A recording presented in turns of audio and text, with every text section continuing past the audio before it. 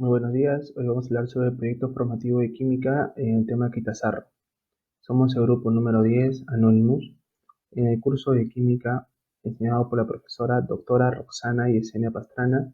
En el grupo están los estudiantes Torres Dueñas Mario Omar, Torres Verde Marcos Antonio y Mamani Canlar José Andrés. Para empezar, tenemos los antecedentes. Como un dato, en la Edad Media, el ácido clorhídrico era conocido por los alquimistas europeos como espíritu de sal. Sin embargo, las primeras preparaciones del ácido fueron en el siglo XVII. En la segunda mitad del siglo XVIII, en Europa se produjo un aumento increíblemente grande de la demanda de los ácidos alcalinos, por lo que Nicolas Leblanc desarrolló un nuevo método de obtención. En el proceso se utiliza carbón, piedra caliza, ácido sulfúrico para poder convertir el agua en sosa. En 1772, Joseph Priestley llegó a preparar cloruro de hidrógeno puro. En el año 1863, una ley estableció la obligación a las industrias a absorber el gas producido. Este gas vendría a ser el cloruro de hidrógeno, el cual disuelto en agua se vuelve ácido clorhídrico. Pero no fue hasta la Revolución Industrial donde se hizo su producción a gran escala, siendo sobre todo en la área de metalúrgica, aplicaciones medioambientales, tratamiento de aguas, ajustes de pH y la misma industria química. Al lado derecho podemos ver cómo son envasados ahora el quitazarro, el cual tiene como principal componente al ácido clorhídrico. En el segundo punto tenemos las reacciones de obtención. El componente principal, como ya lo mencioné anteriormente, del quitazarro es el ácido clorhídrico, el cual puede ser producido por 5 reacciones diferentes. La primera reacción es por síntesis de elementos, donde reacciona el hidrógeno molecular más el cloruro molecular, dándonos así cloruro de hidrógeno. En la segunda reacción tenemos reacciones de cloruros metálicos, particularmente la del cloruro de sodio con ácido sulfúrico o sulfato de hidrógeno. La tercera reacción la obtenemos como un subproducto de la cloración en la producción de diclorometano, dicloroetileno, percloroetileno o cloruro de vinilo. Como cuarta reacción tenemos por descomposición térmica de hidratados de metales pesados, como es en el caso del hierro. En la quinta reacción tenemos la incineración de los residuos orgánicos clorados. Ya como tercer punto tenemos las propiedades del quitazarro marca Sapoli. En el aspecto podemos ver que es un líquido viscoso, translúcido, de un color verdoso, un olor característico al ácido fénico y una gravedad específica de 1.05 a 1.1. Los componentes que están presentes en el quitazarro son el agua, el cloruro de hidrógeno y el ácido fénico, donde mayor porcentaje de masa se puede observar que tiene el agua con un 60-70% de porcentaje. Luego le sigue el cloruro de hidrógeno con un 36 a 40% de porcentaje de masa y finalmente el ácido fénico con aproximadamente 0,05%. Gracias. Ahora, pasando a ver los enlaces, sabemos que el ácido clorhídrico es una disolución acuosa del gas cloruro de hidrógeno, y por esto, de este último, analizaremos el tipo de enlace intramolecular que los une. Para ello usaremos dos criterios, el primero es, al estar formado por elementos no metálicos, los cuales son el hidrógeno y el cloro, cumplen con el criterio de formar enlace covalente. El segundo sería ver la diferencia de electronegatividad. Sabemos que el cloro tiene una electronegatividad de 3.16, el hidrógeno de 2.2, cuya diferencia sería 0.96, y este valor es mucho menor que el 1.7, lo cual nos indica que es efectivamente un enlace covalente. La estructura de Lewis. Ahora que sabemos que el cloruro de hidrógeno presenta enlaces covalentes entre los átomos de hidrógeno y cloro, para establecer la estructura de Lewis se sigue el siguiente esquema. Primero se calculan los electrones de valencia, luego se calculan los electrones del octeto. En estos dos pasos obtendremos dos valores. Con estos dos podremos calcular el número de enlaces covalentes que se necesitan para armar la estructura. En el primer paso multiplicamos la cantidad de electrones de cada elemento por su número de electrones en su última capa respectivamente. En el caso del cloro es 7 y en el caso del hidrógeno es 1, los cuales nos da el valor de 7 y 1. La suma de estos nos da 8. En el segundo paso multiplicamos los electrones dispuestos ya en el octeto por cantidad de átomos de cada elemento, el cual nos da 8 y 2, la suma de estos nos da 10. La diferencia de estos nos da 2, y como para cada enlace se necesitan 2 electrones los cuales serán compartidos, los enlaces serán la mitad de la cantidad de electrones, lo cual sería 1. Y como podemos ver al lado derecho, ahí está la estructura de Lewis del cloruro de hidrógeno. Estructura molecular. Como el ácido clorhídrico es cloruro de hidrógeno disuelto en agua, entonces hablaremos del compuesto principal, el cual es cloruro de hidrógeno. Como la diferencia de electronegatividad del compuesto es diferente de 0 y exactamente el valor es 0,96, por lo tanto es una molécula polar, es decir, la carga de electrones no es igual en todos lados, es asimétrica, presenta dipolos. En la tabla 3 podemos ver los tipos de enlaces de lo compuesto del ácido clorhídrico, los cuales son el cloruro de hidrógeno y el agua. Podemos ver, como hemos mencionado antes, que el tipo de enlace de cloruro de hidrógeno es un enlace covalente. La estructura molecular podemos ver que es lineal, y una característica de esta es de que el ángulo dispuesto entre los dos átomos forma 180. Para el agua es similar, sin embargo, en la estructura molecular ya no será lineal, sino esta vez es angular. Y una característica de esta es de que el ángulo dispuesto entre los enlaces HO es 104.5. Fuerzas intermoleculares. El quetzarro es una solución homogénea donde está presente principalmente el cloruro de hidrógeno y el agua. Estos dos presentan interacciones entre sus moléculas. El cloruro de hidrógeno presenta interacciones dipolo-dipolo y el agua presenta interacciones enlace puente hidrógeno o enlace hidrógeno. Las interacciones dipolo-dipolo son un tipo de interacciones que se presentan en sustancias formadas por moléculas polares, es decir, tienen una asimetría en su distribución de carga. Y el cloruro de hidrógeno, al ser una molécula polar, posee fuerza dipolo-dipolo. El enlace puente hidrógeno o enlace hidrógeno están siempre presentes en moléculas muy polares que contienen átomos de hidrógeno unidos a flúor, oxígeno o nitrógeno. Esto ocurre en el caso del agua, ya que presenta hidrógenos y oxígenos. Gracias, ahora le paso con mi compañero Mario. Impacto ambiental. Si bien las botellas de plástico en nuestra vida diaria son de uso diario, estas son responsables en gran parte de los residuos contaminantes que se acumulan en el planeta. Debido a su numeroso tamaño, están ocupando de una manera alarmante los rellenos sanitarios. Por ejemplo, como vemos acá en la imagen, un relleno sanitario totalmente lleno de puros plásticos, ¿no? Y vemos acá una ola en el cual observamos diferentes residuos de plástico, ¿no?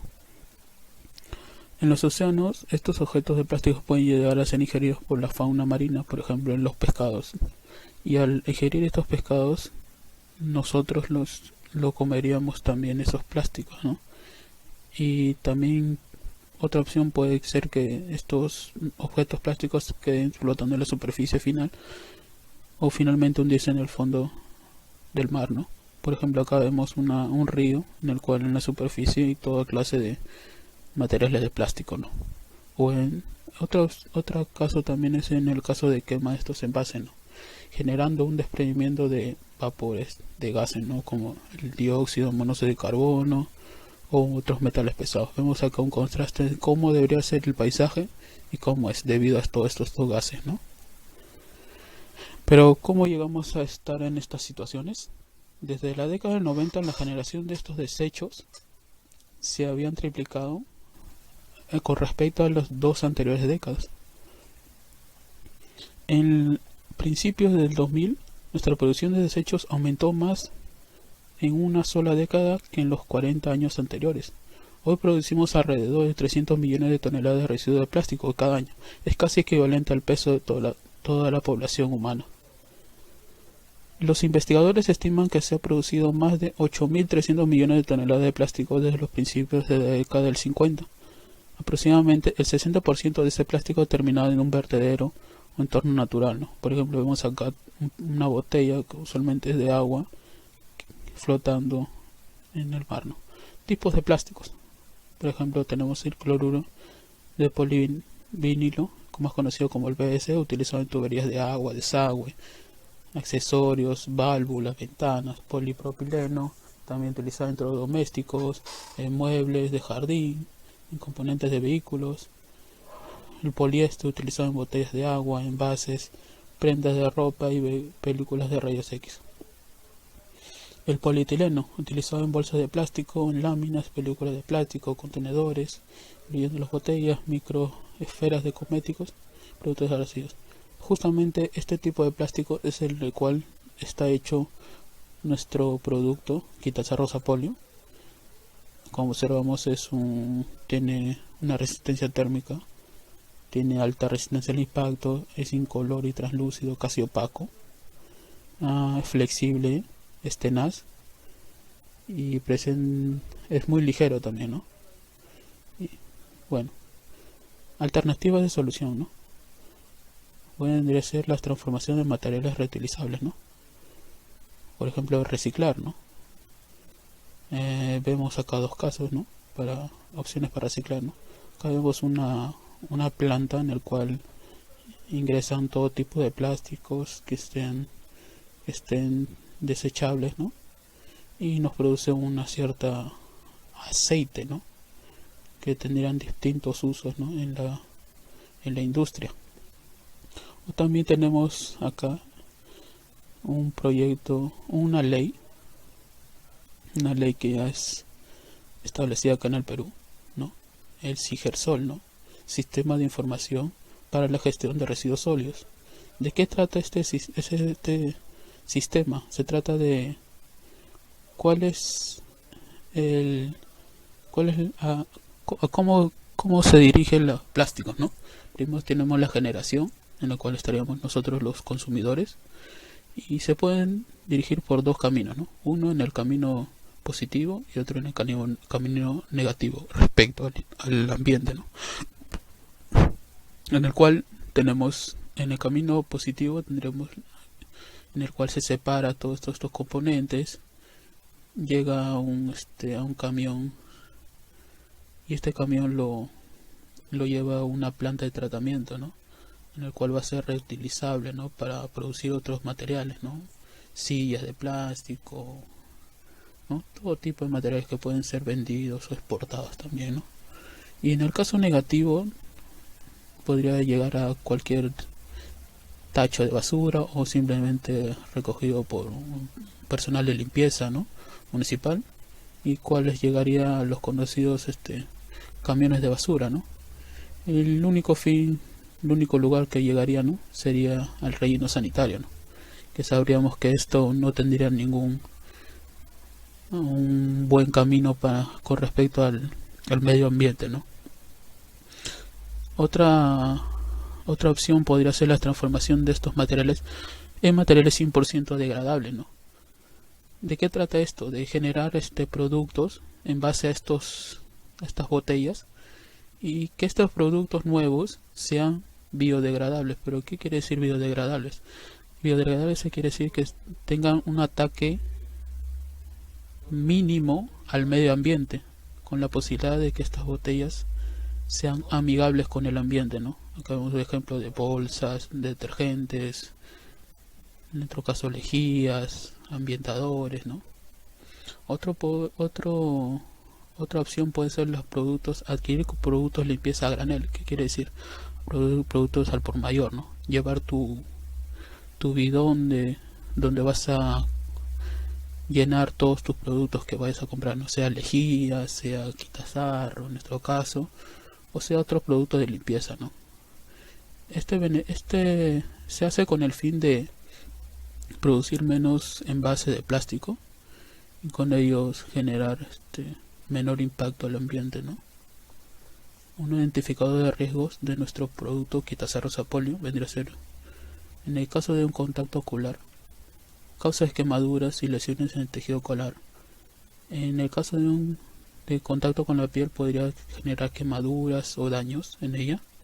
En el caso de ingerir, este producto puede dañar nuestro tracto digestivo o inclusive causar dolores abdominales, ¿no? En el caso de inhalar, esto puede causar quemaduras en las vías respiratorias, nariz, garganta, inclusive en los pulmones.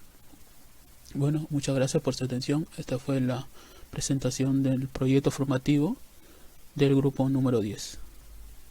Gracias. Good morning, teacher. We are the anonymous group, and the product chosen by is Sapolio WC Tartar Remover. This is translucent viscous liquid, has a greenish color, and has an exit odor. This product is made from 36 to 40% hydrogen chloride, 60 to 70% water, and lastly, approximately 0.05% phenol or phenolic acid. Hydrochloric acid is the main compound of the mixture. Phenol works both as an emulsifier and a humectant, that is, it helps the mixture to stay much more united and also to penetrate more easily into its solid surface. Through a decrease of the surface tension of the liquid and the attraction of the water to solid particles through composed mechanisms. The best known importance of this product today is cleaning bathroom, or a place where scald and water reside on and can be generated. However, for a long time the substances that are made up in the mixture have particular functions. For example, hydrochloric acid is used for the water treatment, pH adjustment, and application in the metallurgy. Now speaking more about the main compound, which is hydrochloric acid. This is an aqueous solution of hydrogen chloride gas that is composed of hydrogen chloride and water. These two present covalent bonds and are classified as polar molecules. They also present intermolecular force with which they remain attraction to each other. In the hydrogen chloride, there are dipole-dipole interactions, which are interactions that occur in substances formed by polar molecules. They are attractions thanks to the fact that two poles form different chains. Hydrogen bonding for the water. Thanks to the presence of the highly electronegative elements and very low one, which are oxygen and hydrogen respectively. Now, speaking of the other hand, these substances do not present a very significant risk to the environment. They present risk in the day only if they can cause burn in the urease to yeast tissue or by directly breathing the vapor of the product. It can burn the respiratory tract, but this can be treated and carried with implements that will help us about this. What makes us talk about an impact of environment in the plastic container is which this reductant is found. Today, plastic bottles are responsible in large part of the pollution waste that accumulates of the planet, and for this we have some solutions, which are transformation into recyclable materials, transformation in material 100% degradables, and bulk cleaning products. That's it. Thanks a lot, teacher.